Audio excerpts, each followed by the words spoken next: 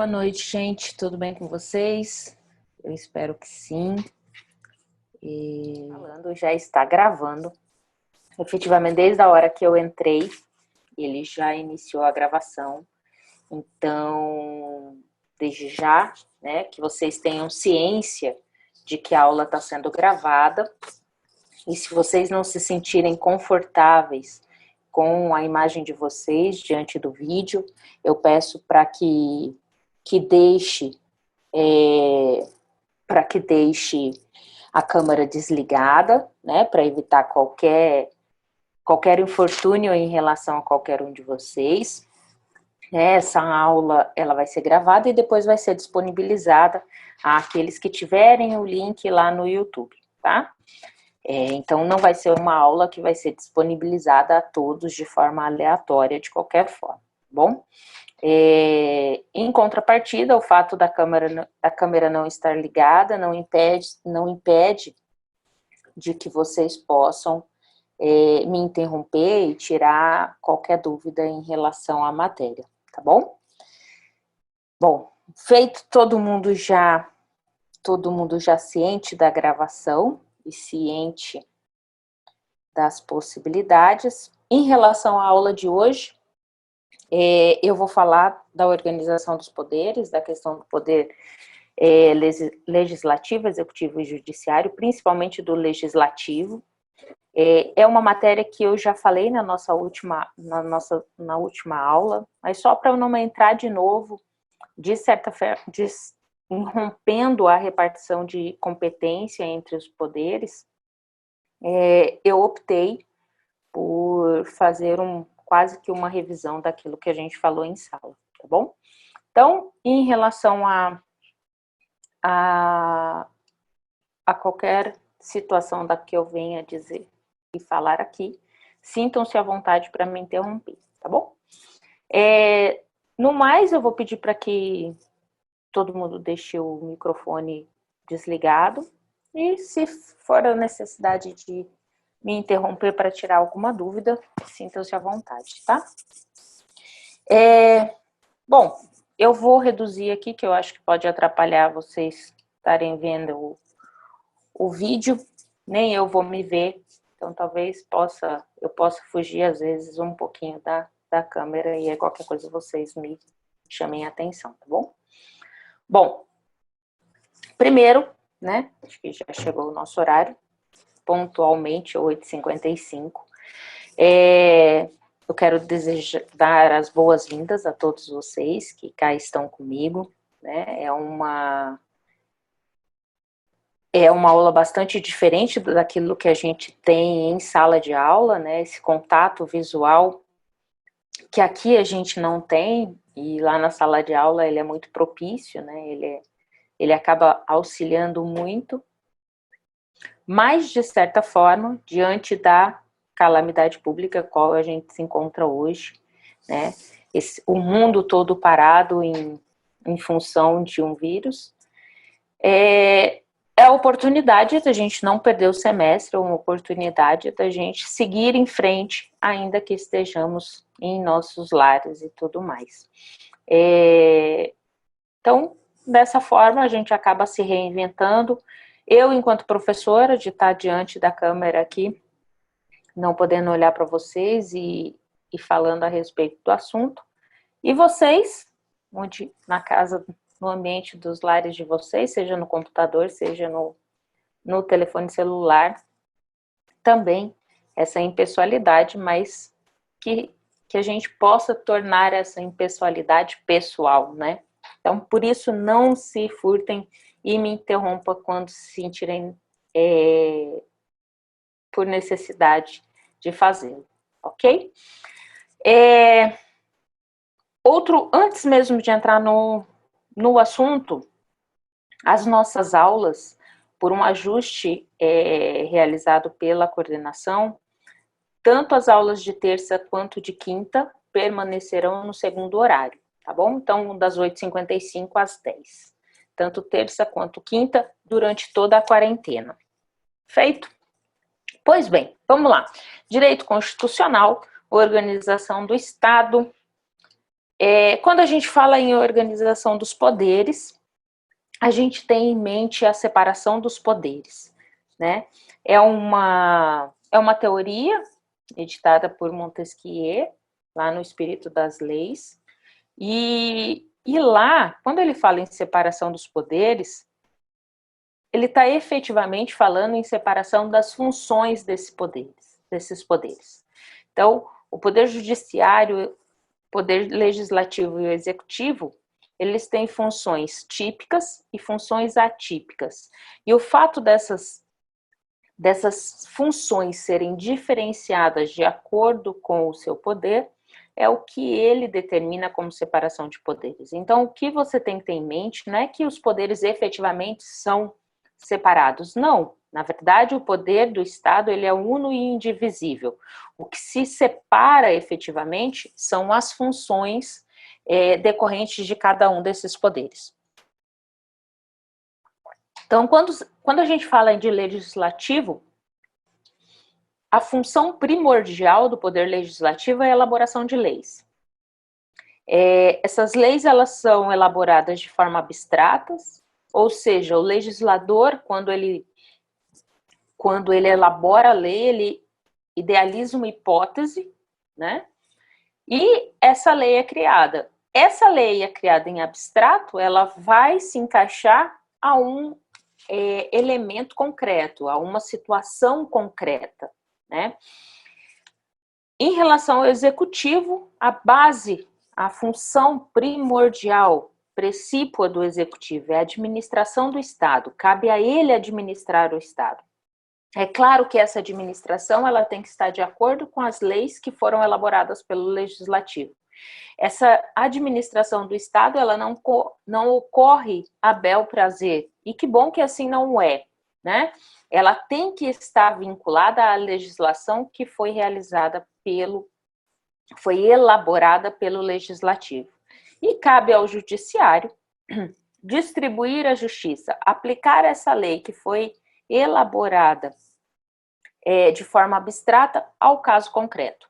O judiciário vai interpretar aquela legislação e aplicar no caso concreto na situação de solucionar o litígio. O judiciário ele se reveste da jurisdição, que nada mais é do que o poder e dever do Estado em solucionar litígio. Então, cabe ao judiciário utilizar das leis que foram criadas pelo legislativo e solucionar o litígio. Quando se fala nessa separação dos poderes, nos remete ao sistema de freios e contrapesos. E o que é isso? O que vem a ser esse sistema de freios e contrapesos? Nada mais é do que a interferência recíproca de um dos poderes nos outros. Então, ao executivo, obrigatoriamente ele tem que seguir as leis que foram elaboradas pelo legislativo, assim como o judiciário, no exercício da sua função típica, também utiliza-se das leis que foram elaboradas pelo legislativo. Mas é só nessa situação? Não. Todos os atos comumente elaborados por cada um desses poderes sofre interferência, sofre algum tipo de ingerência por parte de outros poderes.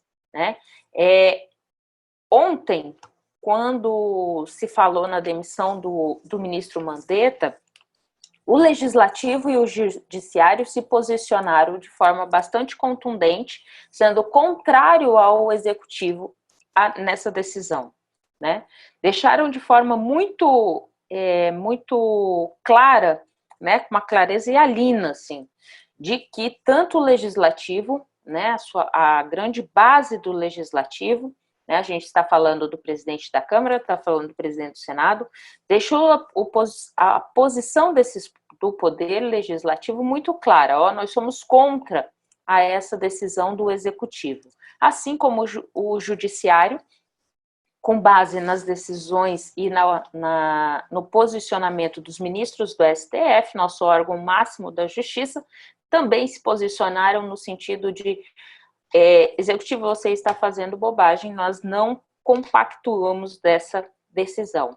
Isso, de forma política, mas trata-se também do sistema de freios e contrapesos, tá? Porque eu estou tendo influência, eu estou tendo ingerência de outros poderes na decisão, neste caso, na decisão do executivo. Quando a gente fala de poder legislativo, hoje a gente vai falar do poder legislativo federal, estadual e municipal. Quando a gente fala de poder legislativo federal, a base do que vem a ser o poder legislativo federal está no artigo 44 a 52. Trata-se de bicameralismo, ou seja, eu tenho duas casas compostas da Câmara e do Senado. A Câmara é onde a gente tem os nossos deputados, o representante efetivo do povo, e no Senado, nossos senadores, que são representantes dos estados. As atribuições estão no artigo 48 a 50, e a função fiscalizatória está lá no artigo 49, 9 e 10 e no artigo 70. A gente já falou isso em sala, por isso que eu vou passar de forma mais en passant, tá? O mandato dos senadores é de 8 anos e ele é eleito pelo sistema majoritário. E já os deputados, o mandato é de 4 anos e é por sistema proporcional, né? A composição dos deputados, a quantidade total de deputados lá na Câmara é de 513, desculpem, e do Senado de 81 senadores. Como que se distribui isso tanto na Câmara como no Senado? Tá? Todas as reuniões que ocorrem, tanto na Câmara como no Senado, ela tem uma mesa diretora. Essa mesa tem a função administrativa, de polícia e de direção. Cabe a ela identificar quais são as matérias que farão parte da pauta, quais serão as matérias que serão votadas, tanto pelos deputados quanto pelos senadores. Os cargos mais importantes, trata-se do presidente, tanto da Câmara quanto do Senado, e efetivamente são eles que colocam a matéria que vai para a pauta, que vai ser votada.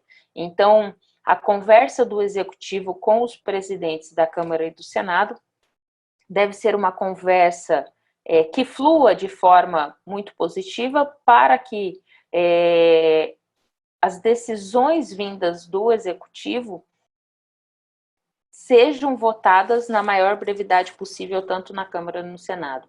Quando a gente tem um embate entre, principalmente, os presidentes das casas com o Executivo, a gente tende a ter uma morosidade na votação daquilo que é efetivamente importante, que o Executivo entenda que seja importante. A mesa diretora é composta pelo presidente, pelo vice, secretários e tem questão do tesoureiro também, tá? O mandato dessa mesa diretora é de 2 anos e ela é eleita no primeiro dia da sessão parlamentar, que é 1º de fevereiro do ano subsequente à eleição. A sessão legislativa é de 2 de fevereiro a 17 de julho, e aí tem um recesso, e aí retoma-se as atividades em 1 do 8 até 22 do 12, tá? Quando a gente tem um novo recesso, as férias parlamentares, e aí perdura-se até 1 de fevereiro, e volta-se a atividade em 2 do 2. No recesso parlamentar e nas férias só vai ter o funcionamento de uma comissão mista, ou vai ter o funcionamento quando a gente tem uma convocação extraordinária. Quando nesse recesso há necessidade de votação decorrente de alguma situação extraordinária, aí pode-se chamar o Congresso, né, tanto deputados quanto senadores, às suas casas para essa votação. Diante da calamidade pública, não há que se falar em recesso dessa sessão do recesso parlamentar, então, se permanecermos em calamidade pública, os deputados e senadores estarão em atividade durante todo esse período. Até porque, neste período, há necessidade de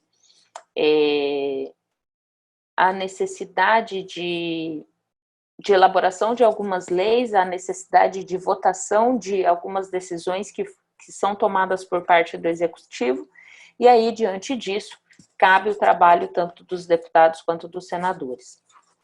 Agora em quarentena, os deputados e senadores também permanecem em quarentena, porém, todavia, há-se a votação de forma online, né? Da mesma forma que nós estamos tendo aula online, eles também estão tendo sessões de forma online, tá?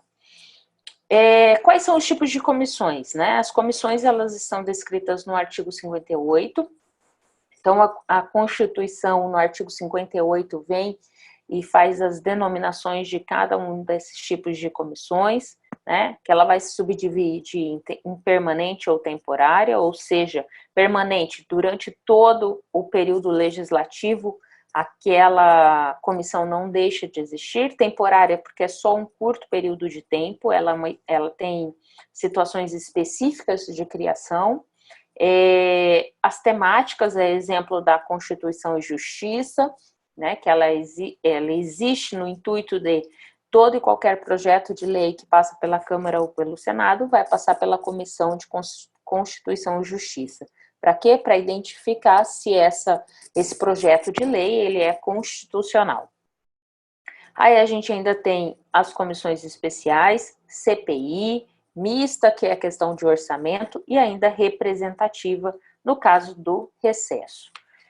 Pois bem, a exemplo aqui, eu coloquei dentre um dos tipos de comissão, tem a CPI. Muito recentemente, semana passada, se falou muito ainda da CPI, dos fake news, uma vez que, por decorrência da calamidade pública, foi pedido suspensão das suas atividades e alteração no prazo, porque o prazo para uma CPI, ela tem que ser certo e determinado. Então, ela já inicia-se com prazo específico de trâmite, tá? E no caso da CPI das fake news, o prazo estaria se findando agora durante esse período que a gente está ultrapassando. Então, foi pedido prorrogação desse prazo, tá? A criação de qualquer CPI obrigatoriamente tem que ser aprovada por 1/3 da casa, seja na Câmara, seja no Senado. O objeto da CPI é um fato determinado, então, diante daquele fato é que pode-se criar uma CPI, é um caso específico, não pode ser nada de forma abstrata, não pode ser alguma hipótese, mas tem que sim ser um fato determinado. Questão dos poderes, a CPI ela vai ter competência e vai ter propriedades de uma investigação própria de autoridade policial, então ela vai ter todos os poderes para uma investigação, como se a autoridade policial fosse. E no caso das suas conclusões, o envio vai para o MP para identificar se o MP vai ou não encaminhar para o judiciário, né, para que haja o julgamento e seja aplicado pena ou condenação. Vai depender da situação e do caso concreto, tá? Obrigatoriamente, o que fala o STF em relação à CPI é que toda decisão aqui, ela deve ocorrer por motivação, ou seja, para a criação da CPI, mesmo os deputados e senadores, essa deliberação tem que ser motivada, não pode, o princípio da inércia que faz voz aqui, então, obrigatoriamente, precisa ter uma motivação, né? Precisa chegar à Câmara e ao Senado fatos concretos e determinados em relação à matéria da CPI, tá? A CPI não cabe, né, utilizar-se de interceptação, violação de domicílio, medidas assecuratórias. De manhã me perguntaram o que seriam essas medidas assecuratórias. Tratando-se de investigação policial, as medidas assecuratórias estão vinculadas à prisão, seja de forma cautelar, seja de forma preventiva. Trata-se, por que medidas assecuratórias? São medidas aquelas que são postas no intuito de não atrapalhar a investigação, tá? Mas no caso da CPI, não cabe esse tipo de medida. A CPI, em que pese ela esteja uma investigação própria de autoridade policial, ela não tem o poder para encaminhar para uma prisão cautelar ou uma prisão preventiva, de acordo com a situação, tá? Mas, de qualquer forma, ela pode fazer a quebra do sigilo fiscal, pode fazer quebra de sigilo bancário, de dados e ainda de registro telefônico, ok? Professora. Oi, Adriana. Uma pergunta, no caso disso daí, dessa medida, a securatória, ela entra por causa do pacote anticrime ou ela sempre foi assim? Não, ela não pode ser feita, tá? Sim. Então, não é nem questão do pacote anticrime, não. É que, na verdade, assim, ó, qual que foi a intenção do STF quando ela fala que não cabe à CPI a utilização de uma medida securatória? Para que a CPI não extrapole o seu poder e coloque em cárcere alguém que tão somente está investigado e que ainda não teve o uso da ampla defesa e do contraditório. Entendeu? Então, ela não. O intuito é que a CPI, ainda que ela tenha toda a liberdade investigativa, ela tem alguns óbices para não extrapolar, né? Porque se ela vir, né? Suponhamos que ela tivesse essa autonomia de utilizar das medidas assecuratórias, ela poderia extrapolar, já que não é uma função típica do próprio legislativo trabalhar com contraditório ou ampla defesa num processo judicial, em que pese ele tenha essa atividade aqui, que vai ser uma atividade atípica ao legislativo, precisa ter algum ponto de equilíbrio, digamos assim, para que lá a CPI não faça bobagem e depois o Estado venha a ser condenado por esse fato decorrente lá da CPI. Então, foi assim um resguardo, inclusive em relação a danos e defesas e tal, que o STF falou assim, ó, tudo bem, você pode até fazer quebra de sigilo fiscal bancário, mas tem algumas situações que você não pode agir, você não vai fazer, tá? Ele deixa essas medidas assecuratórias tão somente já lá para a fase processual. Ok? Me fiz entender? Bom, quem cala consente? Acho que Sim, não, professora. né? Sim. Então, Eu mandei um joinha para a senhora, acho que a senhora não viu. agora, chegou agora. Então, valeu. Você assistiu a aula de manhã, não assistiu? Assisti, tô vendo a reprise. Ah, então tá. Mas, desse jeito você vai decorar minhas aulas. É justamente isso que eu tô tentando, professora. A decorar Olha só. cada vez mais, né? O que eu não peguei de manhã, eu pego agora. Isso aí, vamos lá. Mas seja bem-vinda, seja de manhã ou agora à noite. Bom, e basta, né, o congressista em si, ele tem alguns atos que ele pode exercer, que ele pode fazer, e esses atos não são puníveis, né? É o que a gente chama de imunidade parlamentar e está lá no artigo 53.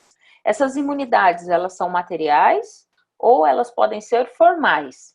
As materiais são decorrentes principalmente da sua fala, né? Então elas são subdivididas em penal e civil, né? Então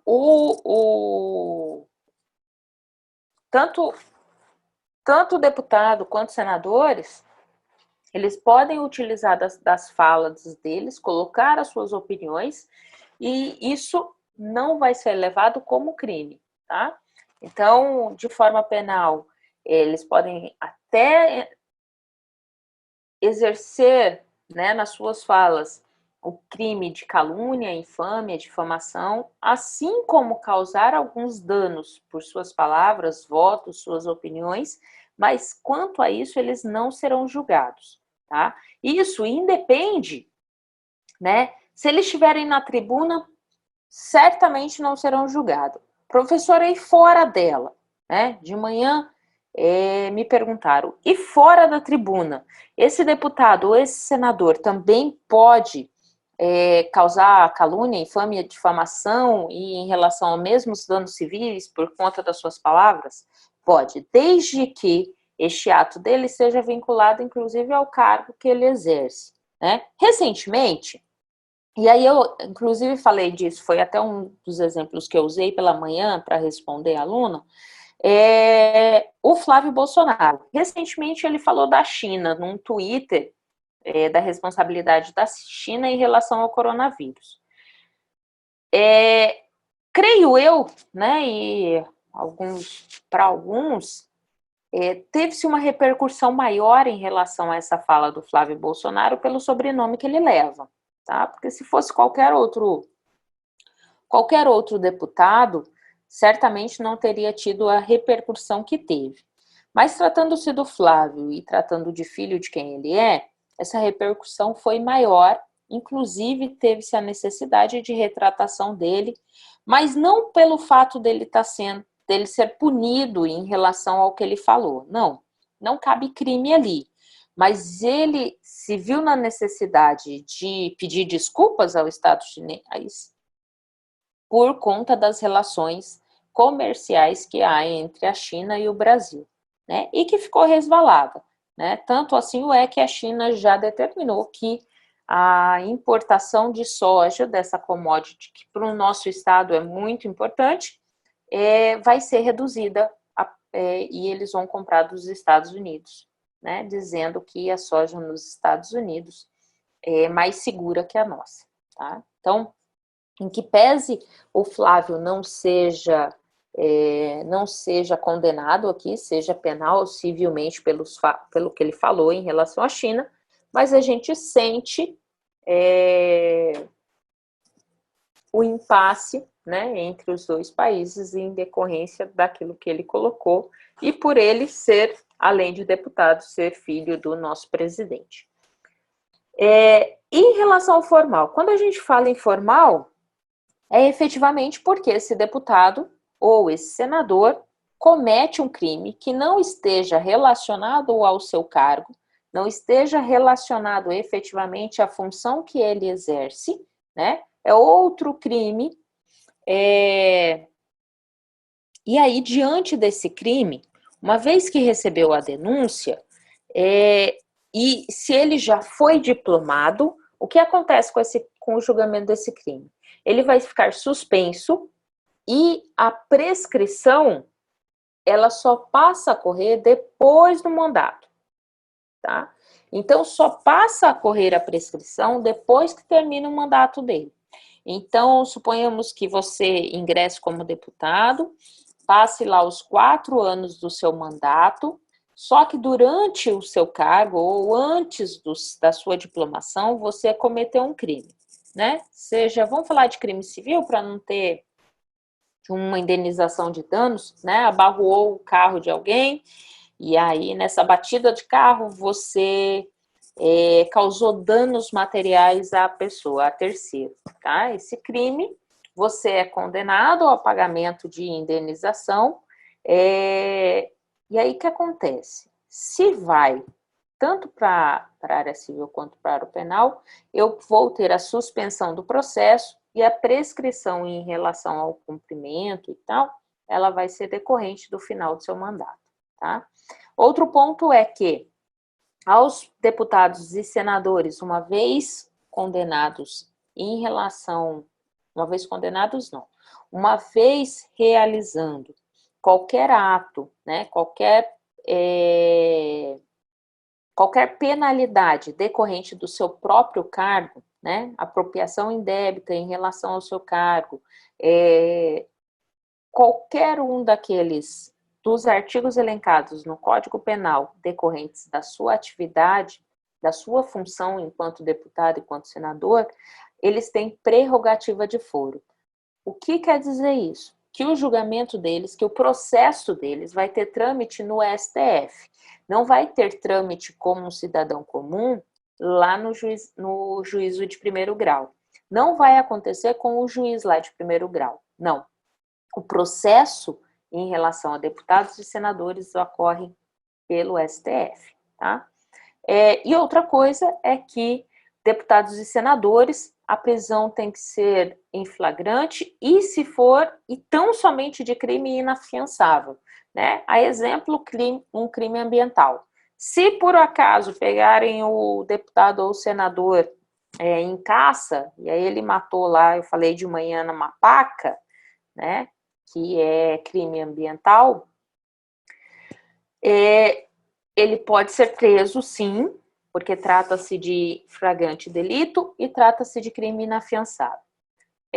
Porém, para que ele seja efetivamente processado, tem que ir para cá, em 24 horas deve se remeter os autos do processo à Câmara, qual ele faz parte, seja a Câmara ou o Senado, e eles devem deliberar.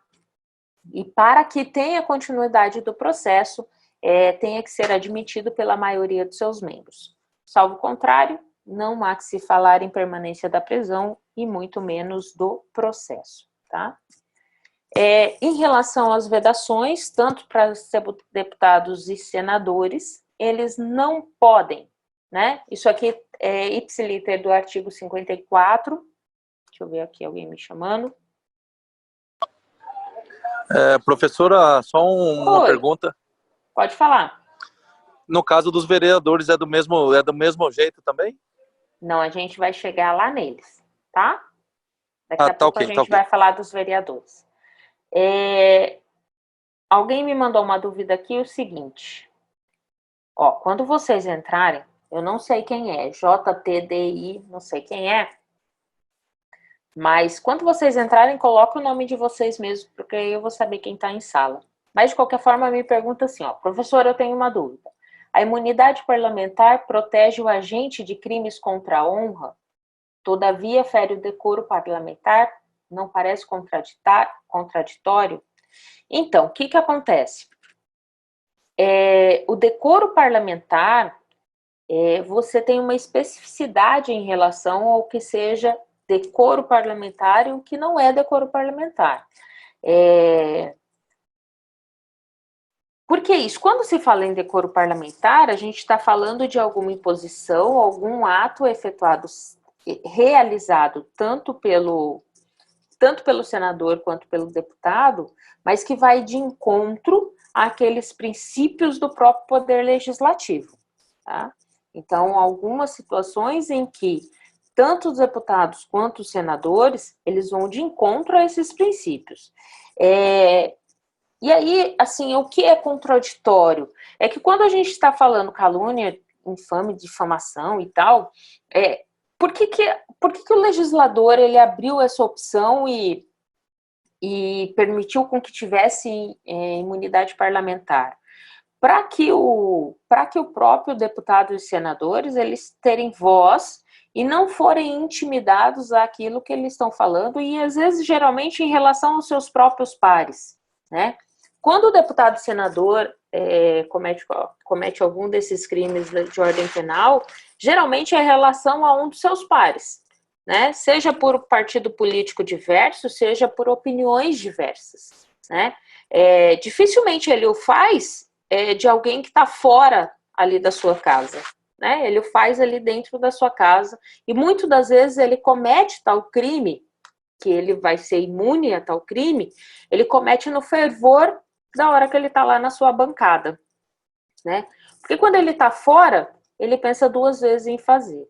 Mas no fervor da emoção, geralmente acontece. E aí o legislador, no intuito de, ele está com a medida da emoção, aquela situação o levou a isso, né? Então, por isso que o legislador entendeu da necessidade da imunidade em relação a esses crimes, ok? Mas voltando nas vedações, as vedações estão no artigo 54, e a partir da expedição do diploma, tanto do Senado quanto dos senadores quanto dos deputados, há algumas situações que ele não pode incorrer.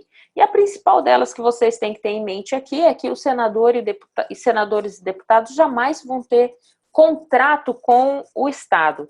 né? Não cabe aos senadores e deputados efetuarem contratos com o Estado, porque ele é um servidor público, né? Nesse sentido, ele está, na verdade ele não é, ele está enquanto servidor público. Então, nem ele mesmo pode manter contrato, seja pessoa física, seja pessoa jurídica com direito público, autarquia, sociedade de economia mista, assim como ele também não pode ser proprietário de qualquer empresa que venha a ter vínculo com o Estado, prestar serviço ao Estado, né? Não pode ter outro exercício remunerado que não seja a sua função parlamentar, e também não pode ser titular de mais de um cargo ou mandato público eletivo, ou seja, ele não pode ser deputado federal e ser vereador ao mesmo tempo.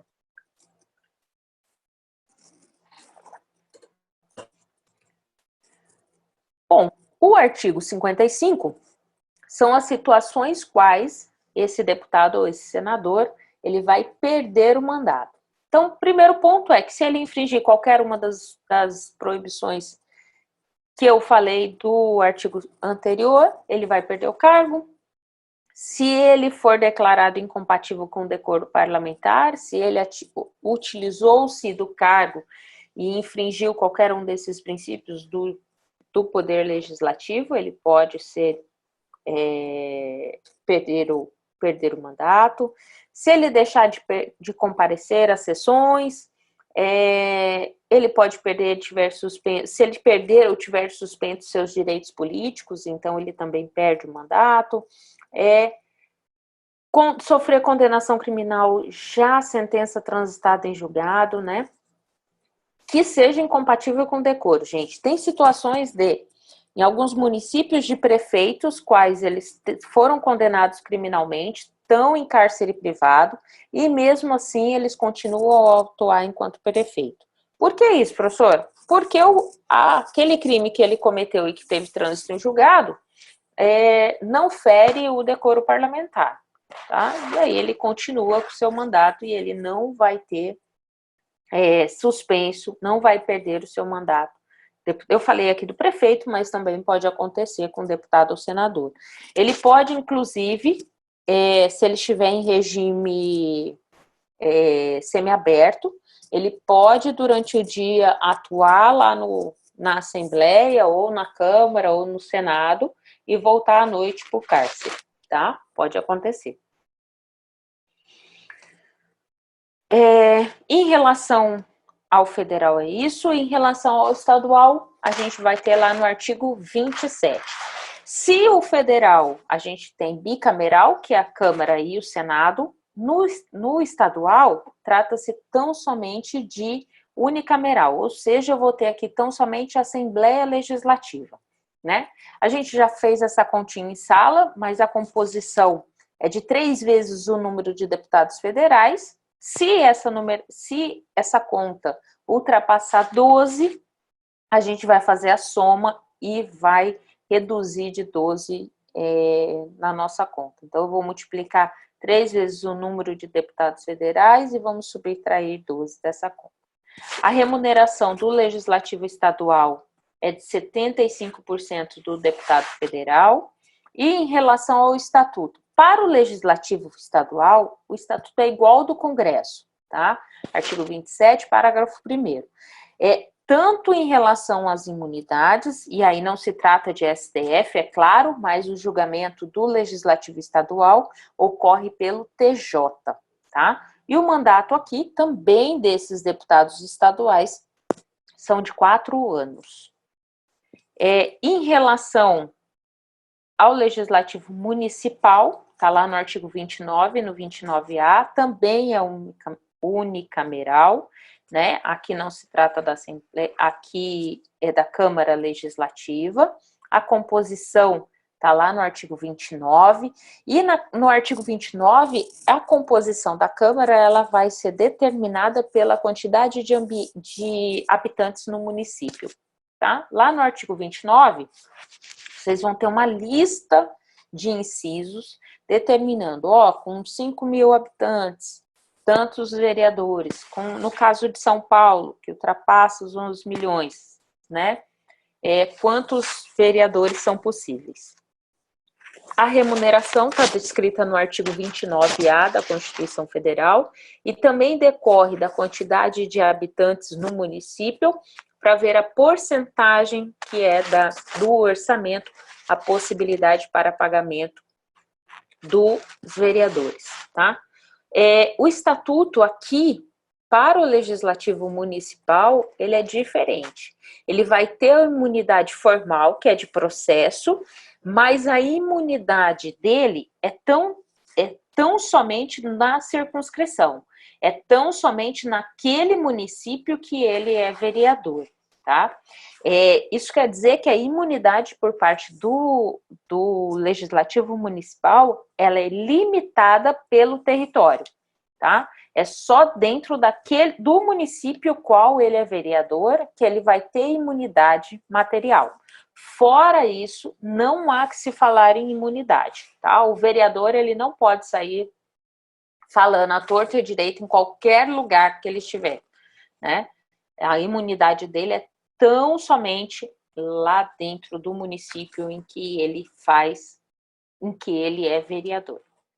E é isso, gente.